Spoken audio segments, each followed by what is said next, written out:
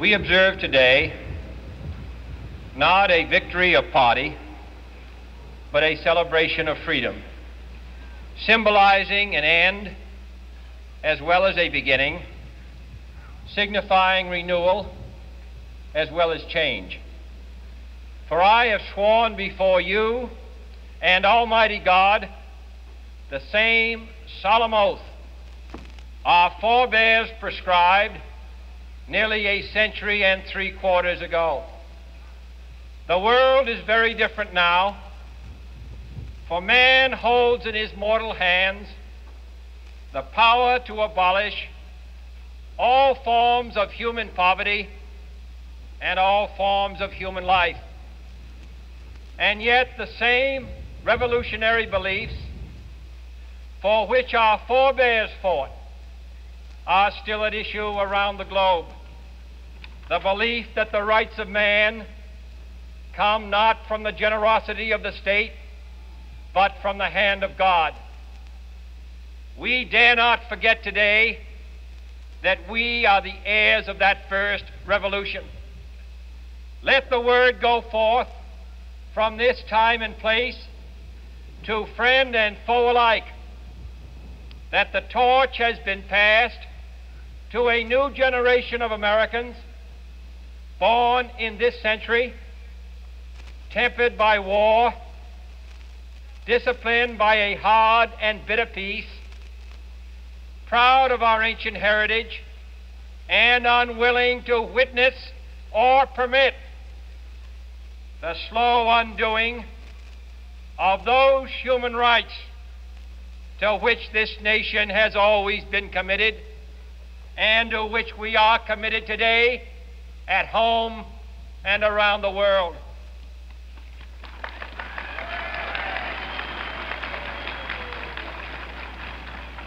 Let every nation know, whether it wishes us well or ill, that we shall pay any price, bear any burden, meet any hardship, support any friend, oppose any foe to assure the survival and the success of liberty.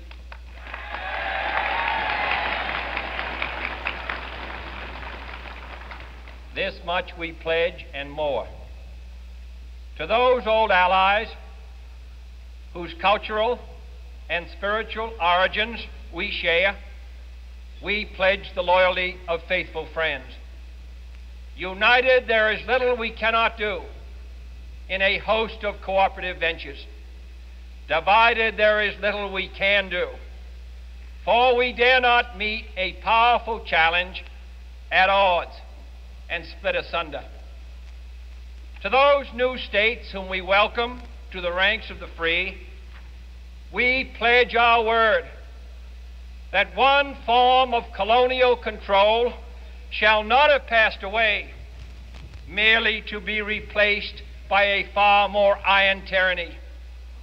We shall not always expect to find them supporting our view, but we shall always hope to find them strongly supporting their own freedom, and to remember that in the past, those who foolishly sought power by riding the back of the tiger ended up inside.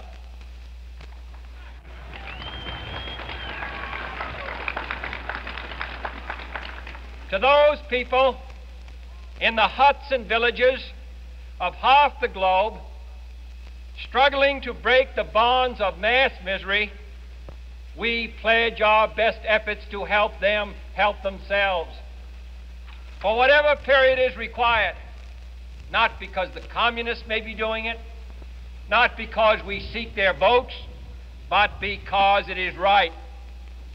If a free society cannot help the many who are poor, it cannot save the few who are rich.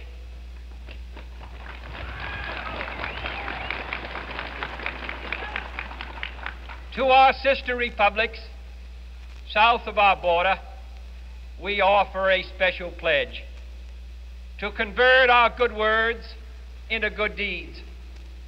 In a new alliance for progress, to assist free men and free governments in casting off the chains of poverty. But this peaceful revolution of hope cannot become the prey of hostile powers. Let all our neighbors know that we shall join with them to oppose aggression or subversion anywhere in the Americas. And let every other power know that this hemisphere intends to remain the master of its own house.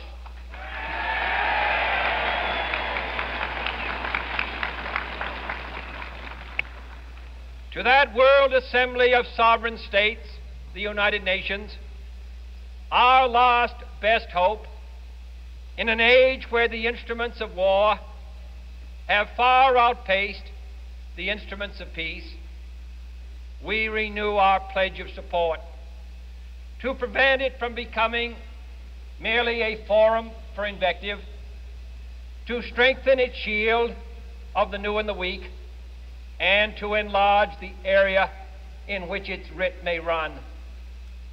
Finally, to those nations who would make themselves our adversary, we offer not a pledge, but a request that both sides begin anew the quest for peace. Before the dark powers of destruction, unleashed by science, engulf all humanity in planned or accidental self-destruction. We dare not tempt them with weakness, for only when our arms are sufficient beyond doubt can we be certain beyond doubt that they will never be employed. But neither can two great and powerful groups of nations take comfort from our present course, both sides overburdened by the cost of modern weapons, both rightly alarmed by the steady spread of the deadly atom, yet both racing to alter that uncertain balance of terror that stays the hand of mankind's final war.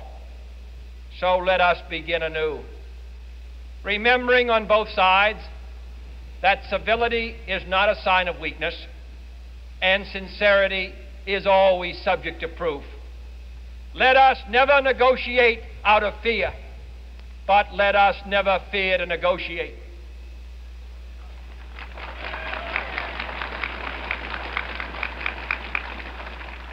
Let both sides explore what problems unite us, instead of belaboring those problems which divide us.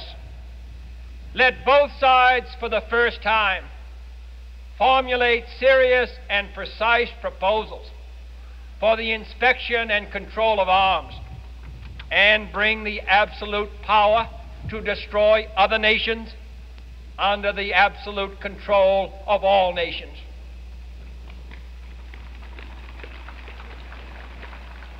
Let both sides seek to invoke the wonders of science instead of its terrors. Together, let us explore the stars, conquer the deserts, eradicate disease, tap the ocean depths, and encourage the arts and commerce. Let both sides unite to heed in all corners of the earth the command of Isaiah to undo the heavy burdens and let the oppressed go free. And if a beachhead of cooperation may push back the jungle of suspicion, let both sides join in creating a new endeavor, not a new balance of power, but a new world of law, where the strong are just and the weak secure and the peace preserved. All this will not be finished in the first 100 days, nor will it be finished in the first 1,000 days, nor in the life of this administration, nor even perhaps in our lifetime on this planet. But let us begin.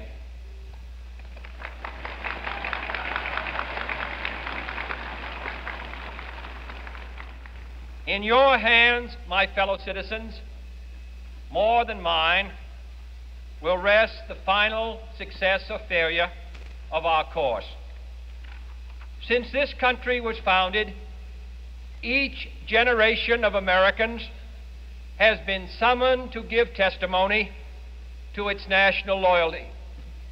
The graves of young Americans who answered the call to service surround the globe.